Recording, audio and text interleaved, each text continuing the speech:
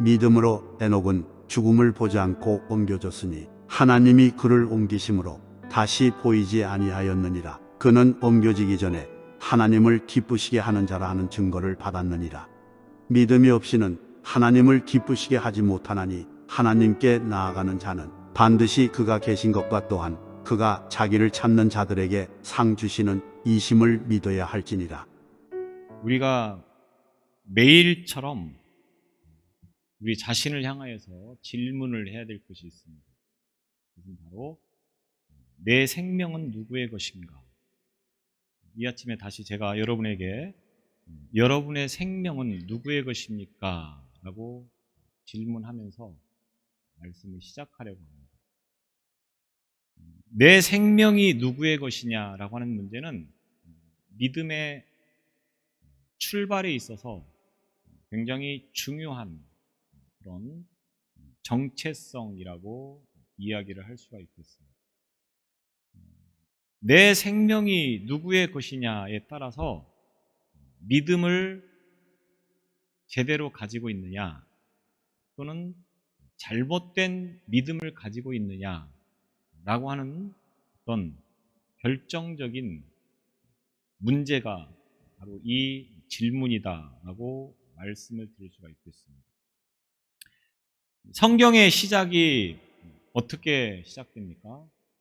하나님께서 세상을 창조하셨다라는 말씀으로 시작을 하고 있습니다. 세상의 근원은 하나님이시다. 그래서 세상에 있는 모든 것들은 다 하나님의 소유다라고 하는 것으로 성경이 출발하고 있는 것입니다. 이 말씀에 의심을 품고 이 말씀을 인정하지 않으면 그 순간부터 믿음은 잘못된 믿음이라고밖에 말을 할 수가 없습니다. 내 생명이 누구의 것이냐? 하나님의 것이다 라고 인정을 하는 그 순간부터 우리의 믿음이 시작된다, 이렇게 말씀을 드릴 수가 있다고 하는 것입니다. 하나님께서 이 세상을 말씀으로 창조하시고 그리고 흙으로 사람을 만들어서 생기를 불어넣어서 오늘날 생명이 되게 했다.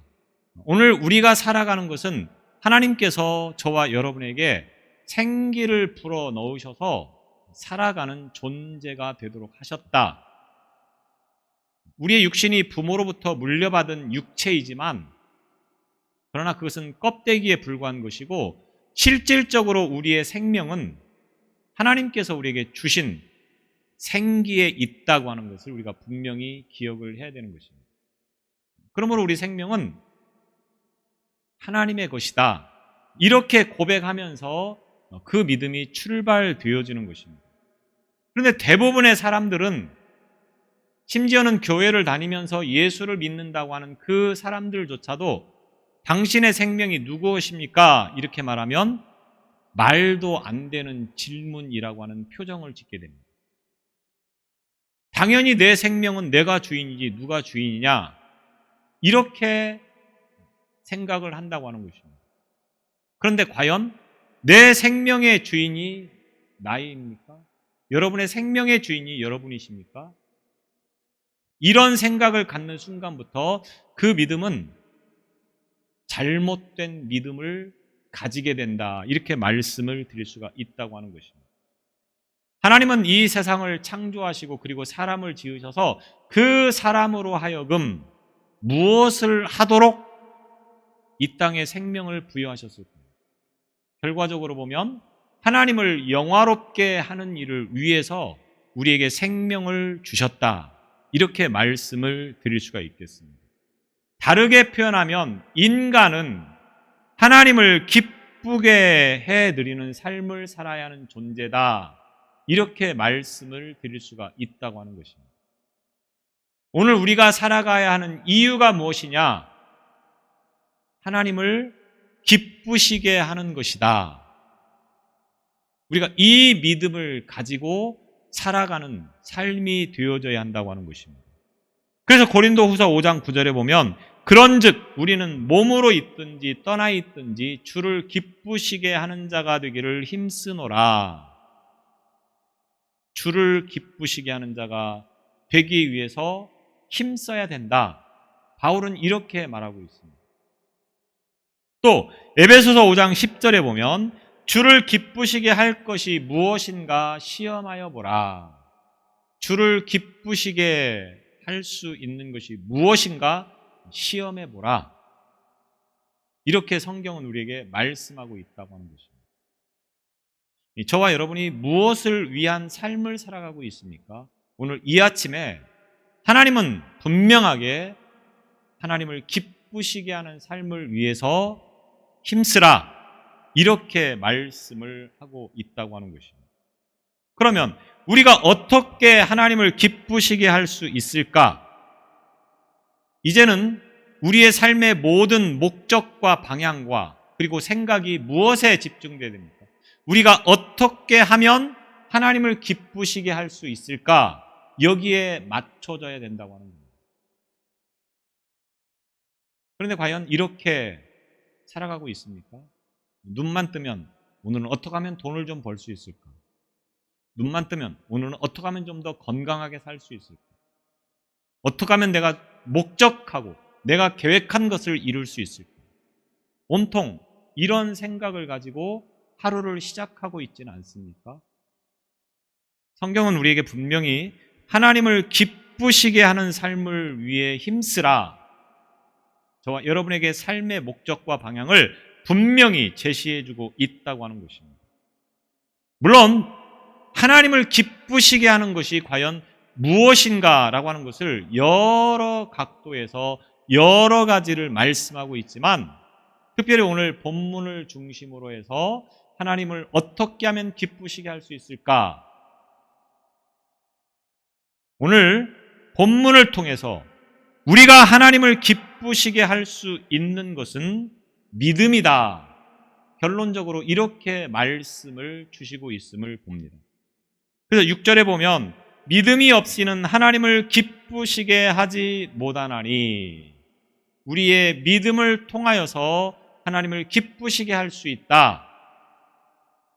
하나님이 기뻐하시는 것이 뭐냐? 우리를 통하여서 기뻐하시는 것이 뭐냐? 바로 우리의 믿음. 그래서 저와 여러분의 믿음을 통하여서 하나님을 기쁘시게 한다. 이렇게 말씀하고 있다고 하는 것입니다. 그런데 믿음이라고 하는 것이 하나님과 또 나와 하나님과 사람과의 관계에서 뿐만 성립되는 것이 아니고 사람과 사람과의 관계에서도 성립이 되어지는 매우 중요한 것이 바로 믿음입니다. 우리가 세상을 살아가면서 사람을 믿지 못하면 그것처럼 살기 힘든 불편한 것이 없을 것입니다. 서로 믿으면서 살아가기 때문에 그나마 우리가 나름대로 살아간다고 하는 것입니다.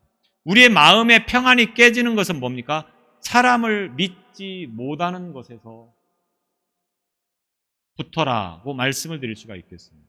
그래서 하나님을 믿는 것도 중요하고 사람과 사람과의 관계에서도 믿음이라고 하는 것은 참 중요합니다. 사람이나 짐승이나 무언가를 근거로 해서 나름대로 판단하는 경우가 많습니다. 그래서 그 판단한 대로 행동하고 살아가게 되어집니다. 그런데 그 모든 판단의 기초가 되어지는 것이 무엇입니까? 대부분의 사람들은 그 판단의 기초를 눈에 보이는 것으로 삼는 경우가 많습니다. 눈에 보이는 것만을 믿고 눈에 보이는 것만을 어떤 판단의 기초로 삼아서 그렇게 살아가는 경우들이 많다고 하는 것입니다. 그런데 성경은 우리에게 그렇게 말하고 있지 않습니다. 성경은 우리에게 보여지는 것은 우리가 정말로 소중한 것이 아니고 사실은 눈에 보이지 않는 것들이 더 소중하다고 하는 것을 분명하게 우리에게 말씀하고 있다고 하는 것입니다. 물론 눈에 보이는 것 자체가 다 중요하지 않다고 하는 것을 말하는 건 아닙니다. 그러나 더 중요한 것은 눈에 보이지 않는 것에 있다. 그리고 그 대표적인 것이 뭐냐? 바로 믿음이라고 하는 것입니다. 믿음. 우리가 보통 믿음이라고 하는 것을 말할 때는 사전적 의미에서도 어떤 사실이나 사람을 믿는 마음이라고 믿음을 표현한 것을 봅니다. 그래서 믿음의 주체가 누구입니까? 내 자신입니다. 그래서 내가 믿는다. 이렇게 우리가 믿음을 이해하고 있다고 하는 것입니다. 내가 믿는 것을 믿음이다. 이렇게 말한다고 하는 거죠. 그런데 정확하게 말하면 그것은 신뢰 내지는 자기 신념이라고 말할 수 있습니다. 그래서 성경에서 말하는 믿음이라고 하는 것은 신뢰를 말하는 것도 아니고 자기 신념을 말하는 것이 아닙니다. 이 믿음이라고 하는 것은 내가 무엇을 믿는 것이 아니고 우리로 하여금 보이지 않는 것을 믿게 하는 것을 믿음이다. 이렇게 말을 할 수 있다고 하는 것입니다. 그래서 성경이 말하는 믿음이 뭐냐? 오늘 히브리서 11장 1절에 보면 믿음은 바라는 것들의 실상이요 보이지 않는 것들의 증거니라. 믿음을 이렇게 설명을 하고 있습니다. 믿음은 바라는 것들의 실상이요 보이지 않는 것들의 증거다. 이 말씀을 우리가 많이 들어서 잘 알고 있는 말씀입니다. 그런데 이 말씀을 늘 설명할 때마다 알면 아는 것 같으면서도 사실은 표현하기가 쉽지 않은 말씀입니다. 이 말씀이 무엇이냐? 제가 이 성경 말씀을 오늘 본문의 말씀을 작년에 했었습니다. 기억이 나실지 모르겠는데 작년 언제인지는 제가 정확하게 잘 모르겠는데 작년에 이 내용을 가지고 설교를 했다고 하는 것입니다. 그래서 이 자리에서는 다시 그 내용을 말씀드리지는 않겠습니다. 대신 믿음이 무엇이냐라고 하는 것을 우리는 성경의 인물들을 통해서 믿음이 무엇인가를 알게 됩니다. 성경에는 많은 인물들이 기록되어 있습니다. 그런데 그 내용들을 보면 그들의 위대함의 어떤 무용담을 말해주기 위해서 성경이 기록된 것이 아니라고 하는 거죠. 그 사람이 누구인가? 그 사람이 어떻게 살았는가? 특별히 성경에서 말하고자 하는 것은 뭡니까? 그 사람이 이런 사람이었는데 그가 이런 믿음을 가지고 살았다. 아니면 그가 이런 믿음을 가지지 못해서 이렇게 됐다. 성경은 여기에 초점을 맞추어서 말씀을 하고 있다고 하는 것입니다. 그래서 믿음이라고 하는 것이 무엇이냐라고 하는 것을 오늘 히브리서 11장 1절에서 말하고 있는 것처럼 믿음은 바라는 것들의 실상이요 보이지 않는 것들의 증거라고 하는 이 말씀을 인물들을 통해서 이 말씀을 대신 설명을 드리고자 하는 것입니다. 우리가 아는 대표적인 믿음의 사람 가운데 한 사람이 노아입니다. 노아라고 하는 사람은 당대의 의인이었다. 성경은 이렇게 그 노아를 표현해주고 있습니다. 그 시대가 노아 시대가 어떤 시대였느냐? 세상에 죄악이 관영했다. 모든 것이 다 죄라고 하는 겁니다. 사람들이 행동하는 게 죄고 사람들이 말하는 게 죄고 죄가 아닌 것이 없을 만큼 죄가 세상에 가득한 세상이 노아 시대였다고 하는 겁니다. 그래서 하나님께서 이 노아 시대를 물로 심판하시겠다라고 작정을 하십니다. 그런데 이 세상을 하나님이 창조하셨는데 다 물로 심판해버리면 다시 세상을 창조하는 그런 일을 하셔야 합니다.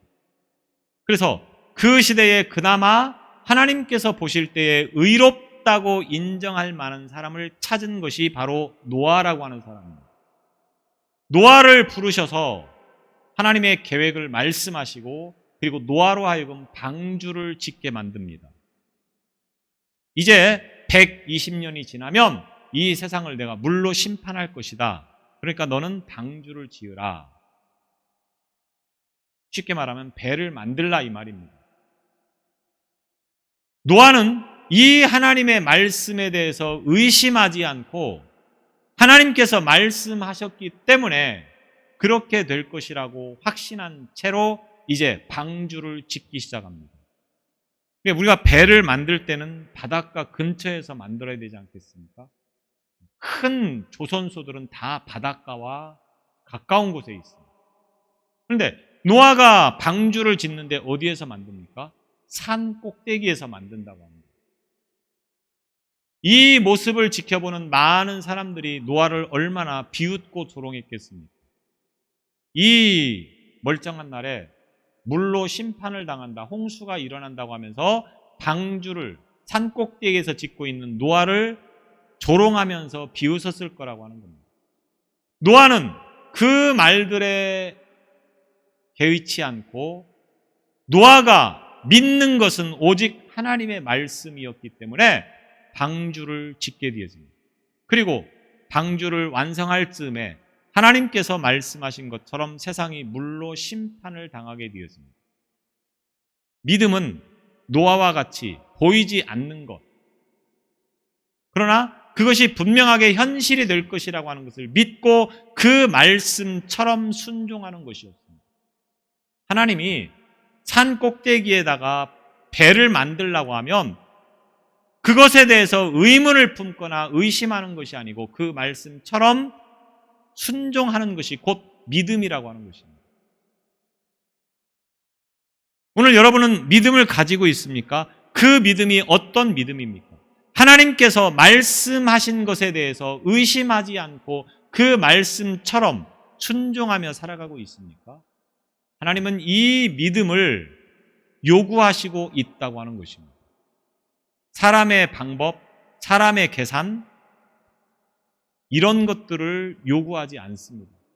내가 생각하기에는 이렇게 해야 되는 것이 맞는 것 같습니다.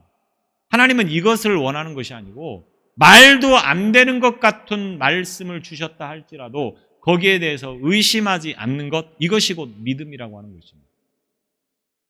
또 한 사람의 예를 들어보려고 합니다. 다윗이라고 하는 사람입니다.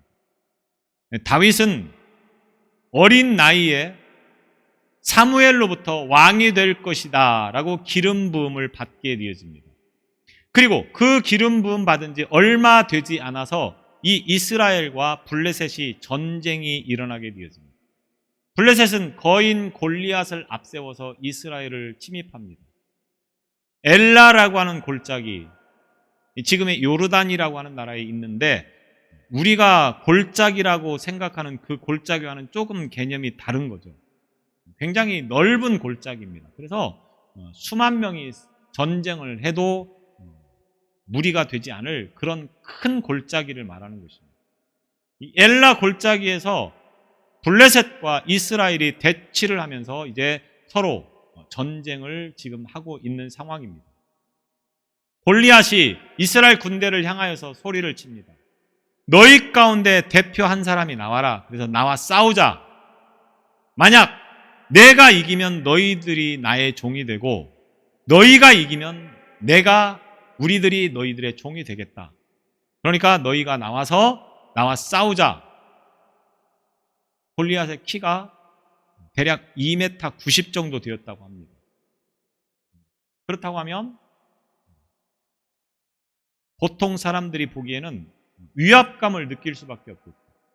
이스라엘 군대에서 이스라엘 군인들이 볼 때 어느 누구도 감히 골리앗과 싸워서 이길 만한 사람이 없었습니다. 그들의 눈에 보여지는 것은 무엇이었습니까? 거인 골리앗이었습니다.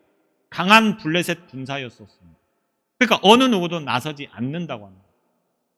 이런 상황에서 다윗이라고 하는 소년이 이 다윗의 형제 가운데 세 사람이 전장터에 나와 있습니다. 그래서 아버지가 그 형제들이 어떻게 하고 있는지를 보고 와라 해서 이 심부름으로 이 전장터에 오게 되었습니다. 그런데 거인 골리앗이 지금 이스라엘 군대를 모욕하면서 조롱하고 있는 겁니다. 그런데 어느 누구도 감히 그 골리앗을 대적하려고 하지 않고 있다고 하는 것입니다. 다윗은 의분이 일어날 수밖에 없었습니다. 그래서 내가 저 골리앗과 싸우겠다. 형제들은 난리를 쳤겠죠. 조그만 네가 어떻게 감히 저 고인 골리앗을 향하여서 싸울 수 있느냐? 그러나 다윗에게는 무엇이 있었습니까? 믿음이 있었습니다. 어떤 믿음? 하나님이 우리와 함께 하신다고 하는 믿음. 모든 이스라엘 군대가 무엇을 보고 있습니까? 거인 골리앗을 보고 있을 때 다윗은 거인 골리앗을 보는 것이 아니고 우리와 함께 하시는 하나님, 우리와 동행하시는 하나님을 다윗은 보고 있었기 때문에 거인 골리앗쯤은 무섭지 않고 두렵지 않고 문제가 되지 않았다라고 하는 거죠. 결국 다윗은 왕의 허락을 맡아서 골리앗 앞으로 나가게 되었습니다. 그리고 골리앗을 향하여서 말합니다. 그 내용이 사무엘상 17장 45절로 47절입니다. 다윗이 블레셋 사람에게 이르되 너는 칼과 창과 단창으로 내게 나아오거니와 나는 만군의 여호와의 이름 곧 내가 모여가는 이스라엘 군대의 하나님의 이름으로 내게 나아가노라. 오늘 여호와께서 너를 내 손에 넘기시리니 내가 너를 쳐서 내 목을 베고 블레셋 군대의 시체를 오늘 공중의 새와 땅의 들짐승에게 주어 온 땅으로 이스라엘의 하나님이 계신 줄 알게 하겠고 또 여호와의 구원하심이 칼과 창에 있지 아니함을 이 무리에게 알게 하리라. 전쟁은 여호와께 속한 것인즉 그가 너희를 우리 손에 넘기시리라. 이것이 곧 다윗의 믿음이었다고 하는 것입니다. 여러분이 세상을 살아가면서 무엇을 바라보며 살아가고 있습니까? 말로는 믿음이 있다. 하나님이 내 생명의 주인이시다. 하나님이 우리를 지켜주신다. 말은 이렇게 합니다. 그런데 그 행동이나 삶을 보면 어떻습니까?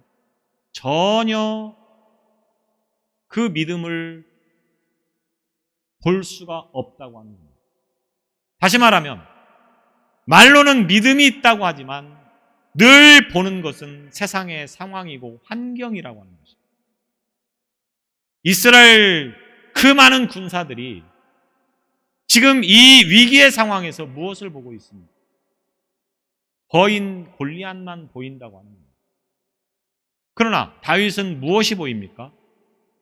그 거인 골리앗이 보이는 것이 아니고 그 상황이나 환경이 보이는 것이 아니고 하나님이 우리와 함께 하시는데 무엇이 두렵겠느냐고 하는 겁니다.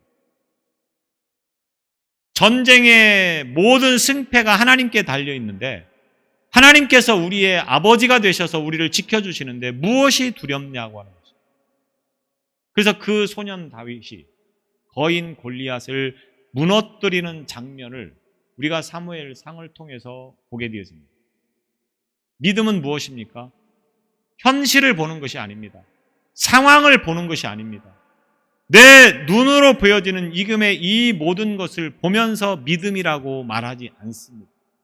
믿음은 하나님을 보는 것입니다. 하나님의 말씀을 믿는 것입니다. 비록 눈으로 보이지는 않지만 하나님이 우리와 함께 하시는 것을 의심하지 않는 것이 곧 믿음이라고 하는 것입니다. 이 믿음을 하나님께서 기쁘시게 여긴다라고 말하고 있는 것입니다. 또 오늘 본문에 보면 에녹이라고 하는 사람이 등장합니다. 하나님이 에녹 같은 믿음 앞에서 기뻐하신다라고 말씀하고 있습니다. 에녹은 어떤 사람입니까? 창세기 55장 21절로 22절에 보면 에녹은 65세에 무두셀라를 낳았고 무두셀라를 낳은 후 300년을 하나님과 동행하며 자녀들을 낳았으며 65세에 무두셀라를 낳고 그리고 그 순간부터 하나님과 동행했다. 그 이전의 삶은 어땠는지 알 수 없습니다. 그런데 무두셀라를 낳고는 그 삶이 완전히 바뀌어서 하나님과 동행했다고 하는 것입니다. 무두셀라라고 하는 이름의 뜻은 그가 죽으면 심판이 온다라고 하는 뜻입니다. 심판이라고 하는 뜻입니다. 세상에서 제일 오래 산 사람이 누굽니까? 무두셀라입니다. 이 무두셀라의 이름의 뜻이 심판. 그래서 무두셀라가 죽음과 동시에 세상은 심판이 있을 것이다. 이런 말입니다. 여기서 이 심판은 어떤 심판이겠습니까? 노아의 홍수 때를 말하는 것입니다. 그러니까 무두셀라가 죽으면 노아의 홍수 심판이 이루어진다. 이런 말입니다. 에녹은 하나님으로부터 무두셀라를 낳고 이 계시를 받게 되어집니다. 이제 무두셀라가 죽으면 이 세상에는 심판이 임할 것이다. 그 계시를 받는 순간 에녹은 정신을 차리지 않을 수 없었습니다. 이렇게 살면 안 되겠구나. 하나님이 세상을 심판하시는데 내가 그 하나님 앞에 섰을 때 과연 하나님은 나에게 뭐라고 말씀하실까? 정신 차리지 않으면 큰일 나겠구나. 그래서 그 순간부터 하나님과 동행하기 시작했다고 하는 것입니다. 하나님과 동행한다고 하는 것이 무엇을 말하는 것입니까? 하나님과 함께 가는 것을 말하는 것입니다. 그런데 여기서 우리가 기억해야 될 것이 있습니다. 에녹이 하나님과 동행했다라고 말을 할 때는 어디 산속 깊은 데 들어가서 모든 세상의 것들을 다 인연을 끊고 그리고 하나님만 바라보면서 살아간 것을 의미하는 것이 아니라고 하는 겁니다. 창세기 5장 22절을 무두셀라를 낳은 후 300년을 하나님과 동행하며 자녀들을 낳았으며 이렇게 말을 했는데 이 말씀을 현대어 성경에서는 이렇게 말하고 있습니다. 무두셀라를 낳은 뒤에도 하나님의 뜻을 따라 그분과 함께 살면서 300년 동안 딸 아들을 더 보았다.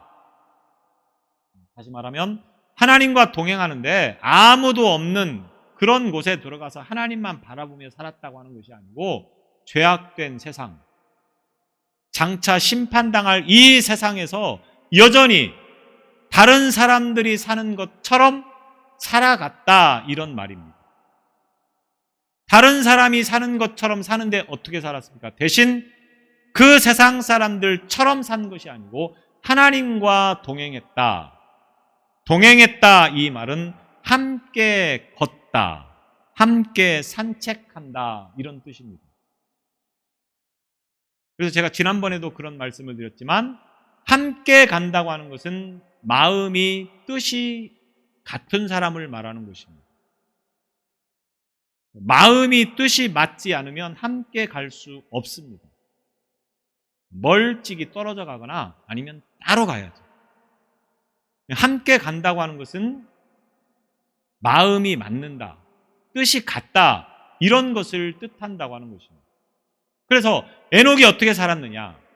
하나님의 말씀처럼 그 말씀에 순종하며 살았다고 하는 것입니다. 에녹의 생각을, 에녹의 고집을 앞세워서 세상을 살아간 것이 아니고 하나님의 말씀, 하나님의 뜻을 순종하며 살았다고 하는 것을 말하는 것입니다. 우리가 하나님을 기쁘시게 하는 것이 무엇이겠습니까? 어떤 대단하고 큰 일을 하는 것이 아닙니다. 하나님의 뜻이 무엇인가를 늘 구하고 그 뜻대로 순종하며 살아갈 때에 하나님은 그 믿음을 기쁘시게 여긴다라고 말씀하고 있다고 하는 것입니다. 우리가 뭔가 크고 대단한 것을 해야 하나님이 기뻐하시는 것이 아니고 하나님의 뜻을 구하고 그 뜻대로 순종하며 살아가는 그 믿음을 하나님께서 기쁘시게 여긴다라고 하는 것입니다. 우리의 인생이 얼마나 남았습니까? 에녹이 무두셀라를 낳으면서 이 땅이 심판이 임할 것이다라고 하는 그 계시의 말씀을 듣고 정신 차렸던 것처럼 우리의 인생이 바로 그런 인생길을 걸어가고 있습니다. 이 세상이 말세라고 사람들이 그러지 않습니까? 이 세상이 어떻게 될지 아무도 알 수 없습니다. 우리가 언제 하나님 앞에 설지 모릅니다. 이제 정신 차리고 에녹과 같이 하나님과 동행하시는 믿음을 가지시기를 바랍니다. 내 생각대로, 내 방법대로, 내 뜻을 구하며 살아가는 것이 아니고 하나님께서 나에게 무엇을 원하시는가, 하나님의 뜻이 무엇인가를 구하면서 그 뜻대로 순종하며 살아가는 믿음이 오늘 저와 여러분의 믿음이 되시기를 바랍니다. 기도하겠습니다. 우리에게 믿음을 주셔서 하나님을 기쁘시게 하는 삶이 되어지기를 소망합니다. 우리의 목적한 것과 우리의 계획하는 것과 우리의 뜻한 것을 이루기에 앞서 먼저 하나님께서 우리를 향하여서 무엇을 뜻하시는가를 보게 하시고 그 뜻대로 순종하며 살아가는 믿음 되게 하여 주셔서 우리의 이 믿음이 하나님을 기쁘시게 하는 모습이 되게 하여 주옵소서. 우리를 통하여서 큰 기쁨을 얻기를 소망하시는 그 하나님의 뜻대로 살아가는 우리 모두가 되어지도록 인도해 주시기를 원하며 예수님 이름으로 기도드리옵나이다. 아멘.